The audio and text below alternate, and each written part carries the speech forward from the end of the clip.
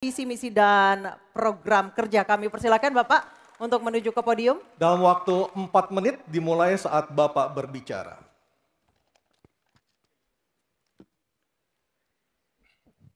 Terima kasih. Selamat malam Bapak Ibu sekalian yang hari ini hadir di studio dan tentu saja yang menyaksikan melalui tayangan televisi atau streaming. Kami membaca sekaligus mencatat persoalan luar negeri, pertahanan keamanan, dan tentu saja dari 3 ini kami akan menyampaikan poin per poin. Yang pertama terkait dengan politik luar negeri kita. Politik luar negeri kita adalah alat untuk negosiasi terhadap dunia luar, tapi kepentingan nasional harus nomor 1. Kenapa itu menjadi penting? Karena kita mesti betul-betul bisa melakukan redefinisi terhadap politik luar negeri yang bebas aktif, yang disesuaikan dengan kondisi kekinian. Ini penting karena apa? Karena kita perlu untuk memilih, memilah, dan memprioritaskan yang menjadi kekuatan, keinginan dari bangsa dan negara ini. Rakyat butuh bekerja, rakyat butuh lapangan kerja lebih banyak, investasi harus lebih banyak. Maka kita mesti memperkuat infrastruktur diplomasi kita, duta besar, para diplomat, dan tentu saja inilah yang mesti kita berikan penugasan-penugasan untuk membereskan persoalan-persoalan kepentingan ekonomi nasional dalam konteks kekinian. Dan tentu saja kita tidak pernah lupa, Indonesia selalu setia pada kesepakatan yang pernah diambil. Dekolonisasi yang dilakukan mendorong, meyakinkan kita semua untuk membebaskan seluruh bangsa, tanpa boleh mengintervensi satu dengan yang lain. Dan inilah komitmen kita pada kemerdekaan Palestina yang kita dukung terus-menerus. Maka kalaulah kemudian itu kita kerjakan, beberapa problem krisis iklim barangkali akan kita selesaikan dengan membawa pola-pola diplomasi sesuai dengan kekinian yang diperlukan. Atau barangkali kepentingan UMKM yang mesti kita bawa ke dunia internasional seperti praktek yang pernah kami lakukan di Jawa Tengah. Dan itu membuat masyarakat akan merasakan politik luar negeri jauh lebih baik. Pertahanan, sistem pertahanan rakyat semesta mesti kita dorong, kita lapisi dengan pertahanan yang betul-betul berlapis dan kita jadikan benteng pertahanan Nusantara sebagai sebuah satu kesatuan. Dan kita perlu melakukan penataan gelar pasukan karena IKN menjadi pusat gravitasi baru. Dan ini bagian dari antisipasi terhadap tarung global antara Amerika Serikat dan Tiongkok. Untuk itulah pertahanan kita mesti masuk pada wilayah 5.0 dengan teknologi sakti, dengan rudal hipersonik, senjata cyber, sensor kuantum, dan sistem senjata otonom. Dan itu bisa dilakukan kalau anggaran dari Kemenhan itu 1-2% dari PDB. Sehingga MEF kita akan bisa tercapai. Karena ini yang mengerikan di 2024 saya khawatir ini tidak akan tercapai. Untuk keamanan, terorisme, narkoba, pinjaman online, judi online, kekerasan seksual, ini perlu mendapatkan perhatian termasuk TPPU. Maka reformasi kepolisian betul-betul harus mengantisipasi ini dengan penguatan cyber system kita, termasuk pengembangan SDM cyber yang kuat. Polisi yang menjadi pengabdi masyarakat betul-betul akan bisa mengayomi. Seperti kemudian pada saat saya bertemu dengan Ibu Mary Hugeng. Bagaimana Ibu Mary menceritakan bahwa polisi kita mengayomi dengan kesungguhan.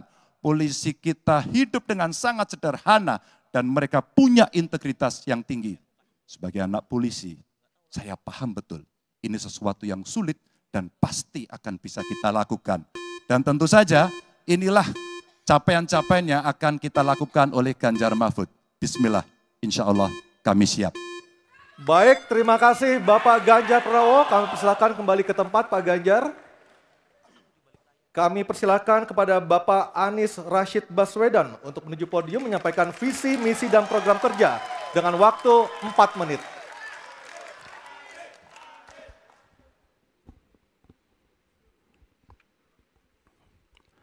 Assalamualaikum warahmatullahi wabarakatuh. Selamat malam dan salam sejahtera untuk semuanya. Bapak Ibu sekalian, saudara-saudara sebangsa, setanah air yang saya hormati, yang saya cintai. Ketika kepercayaan dari Ibu dan Bapak saudara sekalian diberikan kepada kami, maka kami insya Allah akan mengembalikan posisi Indonesia menjadi pelaku utama di dalam konstelasi global. Indonesia tidak hadir sebagai penonton, tapi Indonesia hadir sebagai penentu arah perdamaian, kemakmuran bagi seluruh bangsa di level global maupun di level regional. Kami merencanakan bagaimana kekuatan Indonesia, kekuatan kebudayaan, kekuatan kesenian, kekuatan ekonomi ikut mewarnai kancah dunia. Kita ingin film kita, seniman kita, kuliner kita, diplomati kita, para diaspora kita menjadi fenomena dunia, hadir mewarnai kancah internasional. Kita menginginkan dengan cara seperti itu, maka apa yang kita kerjakan di level dunia membuat Indonesia bisa menjadi tuan rumah di negeri sendiri, sekaligus tamu mempesona di negeri orang. Dan Presiden menjadi panglima diplomasi Indonesia. Bukan hanya hadir dalam forum-forum, tapi hadir mewarnai, hadir serius memperjuangkan amanat, termasuk amanat terpenting, menghapuskan penjajahan di muka bumi. Bukan sekedar statement dalam upacara, tapi Presiden dan seluruh jajaran diplomasi bekerja keras untuk itu, khususnya untuk Palestina. Tapi dalam kenyataannya, kita bicara tentang pertahanan di sisi lain. Kita menghadapi tantangan yang tidak kecil.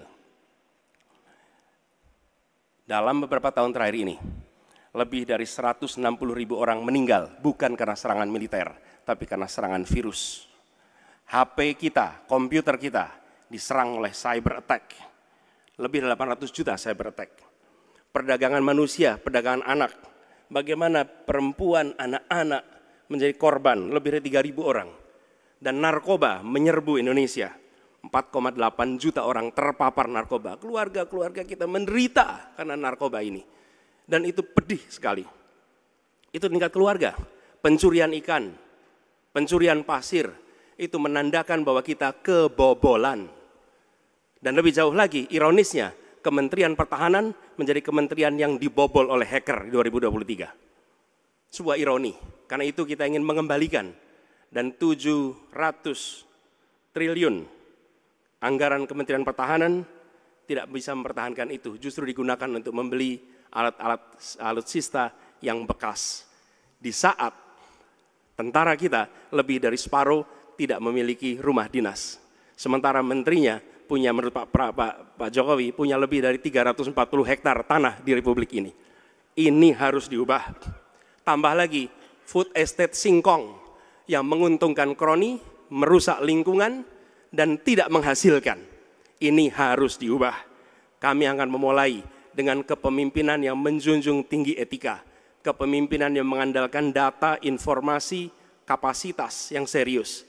Kita ingin Republik ini berperan di level global, dijaga secara serius untuk rumah tangga, untuk nasional, sehingga kewibawaan kita adalah kewibawaan berdasarkan kekuatan. Untuk itu kita butuh perubahan. Terima kasih. Assalamualaikum warahmatullahi wabarakatuh. Baik, terima kasih Bapak Anies Baswedan, dipersilakan kembali ke tempat. Harap tenang. Harap tenang, harap Kita tenang sudah hadirin, paham? harap tenang dulu. Baik, selanjutnya Harap tenang. kami persilakan kepada calon Presiden nomor 2 Bapak Prabowo Subianto untuk menuju podium menyampaikan visi, misi, dan program kerja. Harap tenang, ada waktunya. Harap tenang. Waktu Anda 4 menit dimulai ketika Bapak berbicara, silakan. Bismillahirrahmanirrahim. Assalamualaikum warahmatullahi wabarakatuh. Salam sejahtera kita sekalian. Shalom, Om Swastiastu, Namo Buddhaya, salam kebajikan. Bapak-bapak, ibu-ibu sekalian yang saya hormati. Malam ini kita membicara tema-tema yang sangat penting. Pertahanan, hubungan internasional, geopolitik, globalisasi, keamanan. Dengan demikian, kita kembali kepada dasar kita, tujuan nasional yang tercantum dalam Undang-Undang Dasar kita, dalam pembukaan Undang-Undang Dasar 1945, tercantum sangat tegas bahwa tujuan nasional kita yang pertama adalah melindungi segenap bangsa Indonesia dan seluruh tumpah darah Indonesia Jadi fungsi dari negara yang pertama adalah melindungi, berarti pertahanan. Saudara-saudara, kita memahami negara kita sangat besar, sangat kaya, ratusan tahun negara-negara dari jauh datang ke Nusantara ini untuk intervensi, untuk mengganggu, untuk adu domba, dan untuk mencuri kekayaan kita. Sampai kita merdeka, kita pun harus berhadapan dengan kekayaan alam kita diambil dengan murah. Karena itu, untuk kita menjadi negara makmur, untuk kita menjadi negara sejahtera, untuk rakyat kita hidup layak, punya pekerjaan layak, kita harus menjaga kekayaan kita.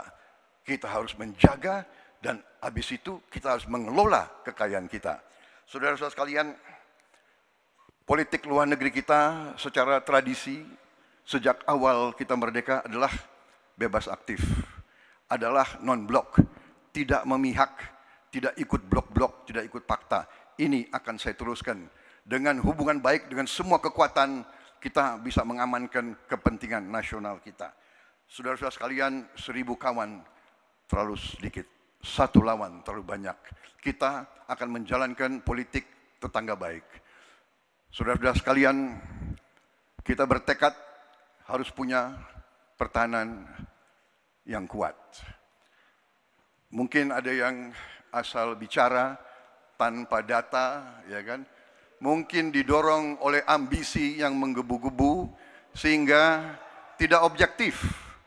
Saudara-saudara sekalian, saya sebagai Menteri Pertahanan berpegang kepada doktrin, kepada strategi nasional, dan semuanya adalah atas dasar kepentingan bangsa dan rakyat Indonesia, dan saya mampu mempertanggungjawabkan, dan saya berkeyakinan hanya dengan pertahanan yang kuat kita akan dihormati, kita akan menjaga kepentingan nasional kita. Kalau kita buka buku ilmu pengetahuan yang paling dasar, kekuatan nasional harus ada kekuatan militer. Tanpa kekuatan militer, sejarah peradaban manusia mengajarkan bahwa bangsa itu akan dilindas seperti di Gaza sekarang ini. Akan diambil kekayaannya, akan diusir dari tanah airnya. Tidak bisa tidak, kita harus kuat. Kita harus kuat. Terima kasih. Wassalamualaikum warahmatullahi wabarakatuh. Baik, waalaikumsalam warahmatullahi wabarakatuh. Kami persilakan kembali Pak Prabowo, kita berikan apresiasi yang paling meriah untuk para calon presiden pemilu tahun 2024. Sekarang diperbolehkan, silakan. Kami perbolehkan, silakan berikan apresiasi yang paling meriah